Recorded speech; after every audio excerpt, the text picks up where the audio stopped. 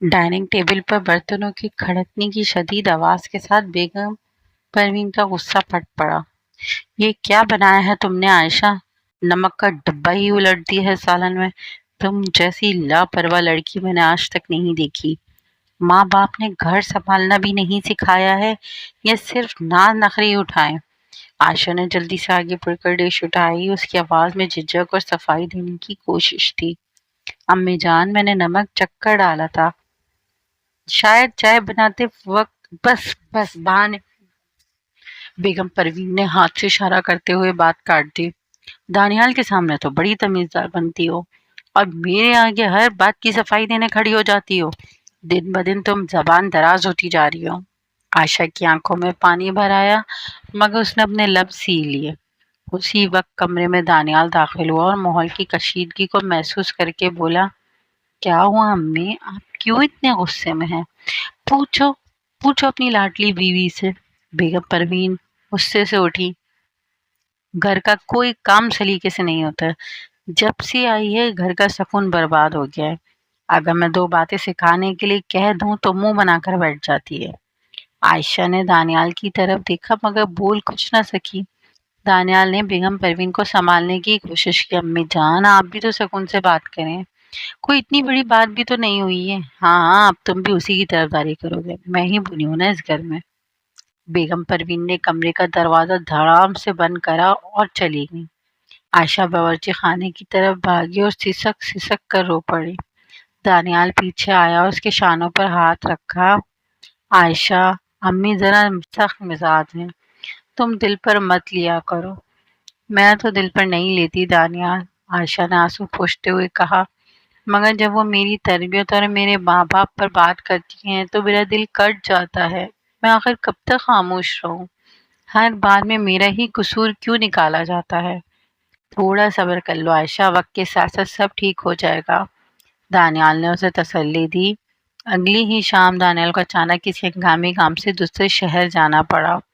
عائشہ نے نہ چاہتے ہوئے بھی بیگم پروین کے لیے رات کا کھانا ان کے کمرے میں پہنچایا، مگر بیگم پروین نے ٹرے تو ایک طرف سرکا دی۔ مجھے نہیں کھانا تمہارے ہاتھ کا کھانا، جاؤ یہاں سے۔ عائشہ خاموشی سے باہر نکل آئی۔ رات کے 12 بجے اچانک بیگم پروین کے کمرے سے کچھ گرنے کی اور شدید کہرانے کی آواز آئی۔ عائشہ بھاگ کر اندر گئی تو اندر کا منظر دیکھ کر تو اس کے ہاتھ پاؤں ہی پھول گئے۔ بیگم پروین زمین پر پڑی تڑپ رہی تھی۔ ان کا جسم شدید بخار سے تپ رہا تھا اور سانس اکھڑ رہی تھی۔ امی جان، عائشہ نے آگے بڑھ کر انہیں سنبھالنے کی کوشش کی۔ دور دور رہو مجھ سے۔ بیگم پروین نے نڈھال ہونے کے باوجود عائشہ کا ہاتھ جھٹکنے کی کوشش کی۔ امی جان، ہوش میں آئیں، اس وقت تو ضد مت کریں، عائشہ پہلی بار سخت اور مضبوط آواز میں بولی۔ آپ کو پتہ ہے اس وقت گھر میں میرے اور آپ کے سوا کوئی نہیں ہے، آپ کو میری بات ماننی پڑے گی۔ عائشہ نے تمام تر طاقت لگا کر بیگم پروین کو اٹھایا اور بستر پر لٹایا۔ اس نے فوراً ڈاکٹر کو فون کیا، مگر رات بہت زیادہ ہونے کی وجہ سے ڈاکٹر نے صبح آنے سے پہلے آنے سے معذرت کر لی۔ پوری رات حویلی میں ایک الگ جنگ چلتی رہی۔ ایک طرف بیگم پروین کا غصہ اور بیماری تھی، دوسری طرف عائشہ کا جنون۔ بیگم پروین بخار کی شدت میں بھی ہاتھ ہٹاتی ہی رہی، مگر عائشہ مسلسل ان کی پیشانی پر ٹھنڈی پٹیاں رکھتی رہی۔ تم یہ سب ڈرامہ کیوں کر رہی ہو؟ بیگم پروین نے انتہائی نقاہت بھری آواز میں کہا، دانیال آئے گا تو شکایت کرو گی نہ کہ میں نے تم سے بدسلوکی کی ہے۔ عائشہ نے ان کے پاؤں پر گرم کپڑے سے مساج کرتے ہوئے کہا، امی جان، اگر مجھے شکایت ہی کرنی ہوتی تو اس وقت آپ کو میں سال میں چھوڑ کر اپنے کمرے میں سو رہی ہوتی۔ آپ مجھے جتنا چاہے برا سمجھیں، لیکن میں آپ کی بہو ہوں اور اس وقت آپ کی دیکھ بھال کرنا میرا فرض ہے۔ بیگم پروین کے پاس اس بات کا کوئی جواب نہ تھا۔ رات بھر عائشہ نے ایک پل کے لیے بھی آنکھ نہیں جھپکی، جبکہ وہ کبھی جو شاندہ بناتی، کبھی پٹیاں بدلتی اور کبھی ان کا سر دباتی۔ صبح کی پہلی کرن کے ساتھ جب بیگم پروین کا بخار اترا تو ان کی آنکھ کھلی۔ انہوں نے دیکھا عائشہ بستر کے ساتھ زمین پر بیٹھی اور ان کے ہاتھوں کو تھامے ہوئے سو رہی تھی۔ اس کی آنکھوں کے گرد تھکن کے سیاہ حلقے واضح تھے۔ بیگم پروین نے اپنا ہاتھ اٹھایا تو عائشہ کی آنکھ کھلی۔ وہ فوراً اٹھی۔ امی جان، کیا آپ کہتی ہیں؟ درد کم ہوا؟ بیگم پروین نے آہستہ سے کہا، ہاں ٹھیک ہوں، بیگم پروین اور عائشہ کے تعلقات میں تلخی کافی کم ہو چکی تھی، مگر زندگی کا اصول ہے کہ جہاں خوشی کے چراغ جلتے ہیں وہاں حسد کے اندھیرے بھی اپنا راستہ تلاش کر ہی لیتے ہیں۔ اگلی شام جب دانیال سفر سے واپس لوٹا تو گھر میں داخل ہوتے اس نے بیگم پروین اور عائشہ کو کچن میں ایک ساتھ ہنستے بولتے کام کرتے دیکھا۔ اس کے قدم وہیں جم گئے، اس کا چہرہ حیرت اور خوشی کے امتزاج سے دمک اٹھا۔ یہ کیا ماجرا ہے؟ دانیال نے مسکراتے ہوئے پوچھا۔ میں کہیں غلط گھر میں تو نہیں آ گیا؟ بیگم پروین نے آگے بڑھ کر اپنے بیٹے کو گلے سے لگا اور پیار سے عائشہ کی طرف دیکھا۔ یہ سب تمہاری بیوی کے خلوص کا اثر ہے دانیال، میں ہی نادان تھی جو اتنے عرصے سے اس ہیرے کی قدر نہ پہچان سکی۔ دانیال نے شکر گزار نظروں سے عائشہ کی طرف دیکھا جس کی آنکھوں میں شرم اور خوشی کے رنگ تیر رہے تھے۔ لگا جیسے اس گھر پر طویل عرصے سے چھائی دھند اب چھٹ چکی ہے، مگر یہ سکون زیادہ دیر قائم نہ رہ سکا۔ 2 دن بعد بیگم پروین کی سب سے بڑی نند نصرت بیگم اپنی بیٹی ثانیہ کے ساتھ حویلی آئیں۔ نصرت بیگم ہمیشہ سے چاہتی تھی کہ دانیال کی شادی ثانیہ سے ہو تاکہ گھر کا اقتدار ان کے خاندان کے پاس رہے۔ عائشہ کا اس گھر میں ملکہ بن کر رہنا انہیں ایک آنکھ نہ بھاتا تھا۔ ڈائننگ ٹیبل پر چائے کے دوران نصرت بیگم نے ثانیہ کی طرف اشارہ کرتے ہوئے طنزیہ لہجہ اپنایا۔ پروین، سچ کہوں تو تم نے دانیال کی شادی بہت ہی جلد بازی میں کی ہے۔ ہماری ثانیہ کو ہی دیکھو، کتنی سلیقہ مند، پڑھے لکھے اور اونچے خاندان کی ہے۔ یہاں تو چائے کا ذائقہ بھی اب وہ نہیں رہا جو تمہارے زمانے میں ہوتا تھا۔ بیگم پروین کے چہرے پر ناگواری پھیلی اور فوراً بولی، نصرت، عائشہ میری بیٹی ہے اور اس گھر کی رونق ہے۔ چائے اور کھانے کا سلیقہ تو اس نے مجھ سے بھی بہتر سنبھال رکھا ہے۔ نصرت بیگم نے منہ بنایا اور ثانیہ کو معنی خیز نظروں سے دیکھا۔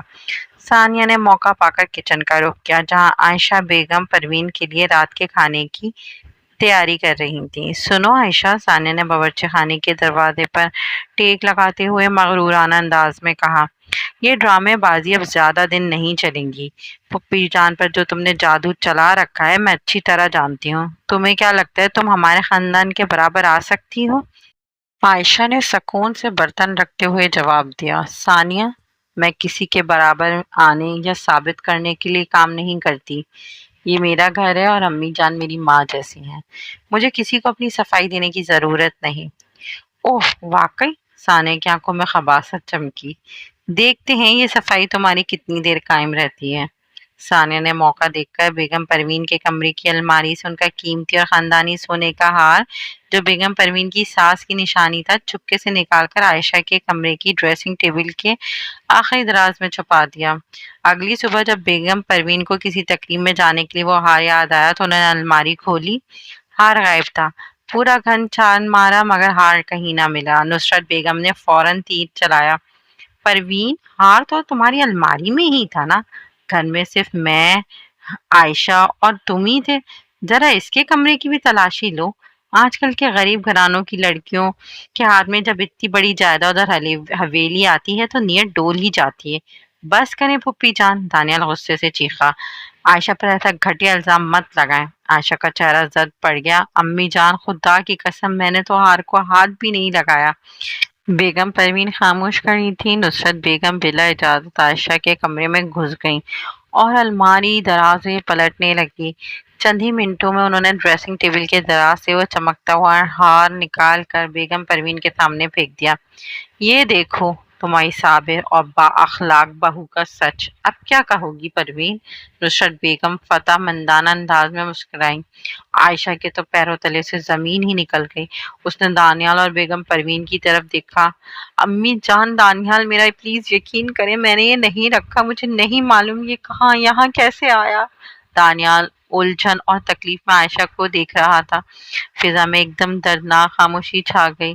سب کی نظریں بیگم پروین پر تھیں جن کا چہرہ سخت اور سنجیدہ ہو چکا تھا۔ نصرت بیگم بولی، پروین اب دیر کس بات کی ہے؟ ایسی چور لڑکی کو ایک منٹ بھی اس گھر میں نہیں رہنا چاہیے۔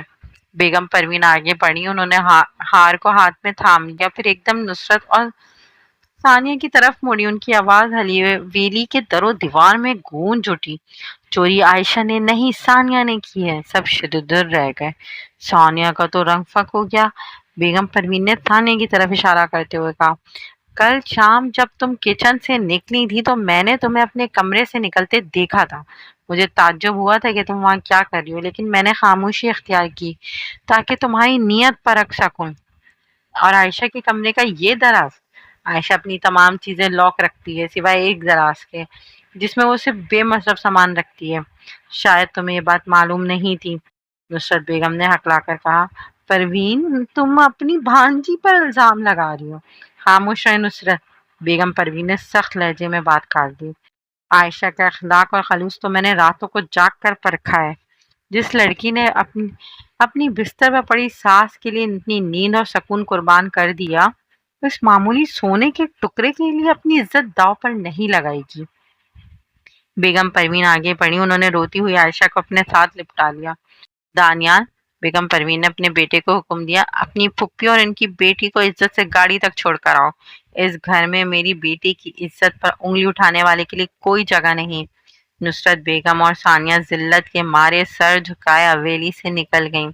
دانیال نے عائشہ کے پاس آ کر اس کے سامنے سر جھکا لیا. عائشہ، مجھے معاف کر دو، ایک لمحے کے لیے میں بھی شک میں پڑ گیا تھا. عائشہ نے مسکرا کر دانیال اور بیگم پروین کو دیکھا. اس کے گالوں پر بہتے آنسو اب دکھ کے نہیں بلکہ عثمان اور عزت کے تھے جو اسے اپنی ساس سے ملی تھی. بیگم پروین نے عائشہ کا ہاتھ تھاما اور بولی، آج سے اس گھر کی چابیاں اور فیصلوں کا اختیار تمہارا ہے. تم نے ثابت کر دیا کہ رشتے خون کے نہیں خلوص کے ہوتے ہیں. حویلی کے آنگن میں اب سورج کی کرنیں ایک سچے اور پائیدار رشتے کی گواہی دے رہی تھیں.